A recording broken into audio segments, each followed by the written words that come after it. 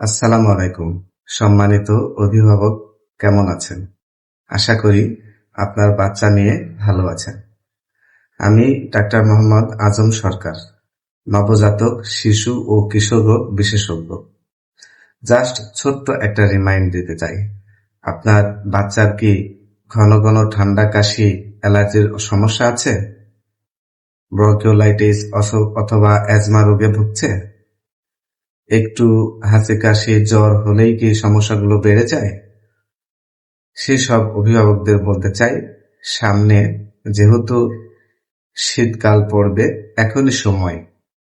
একটা ভ্যাকসিন দিলে আপনার বাচ্চার এই সমস্যাগুলো অনেকাংশেই কমে যাবে। সাধারণত 6 মাস বয়সের উপরের বাচ্চাদেরকে আমরা এই ভ্যাকসিনটা দিতে বলি। এটা হচ্ছে ইনজেকশন ইনফ্লোভ্যাক্স টেট্রা। বছরে একটা দিলেই হয়ে যায়। সাধারণত শীতকালের আগে আগে আমরা এটা দিতে বলি। তাহলে শীতকালে আপনার বাচ্চা ঠান্ডা, কাশি এই সমস্যা নিয়ে কম ভুগবে। ধন্যবাদ।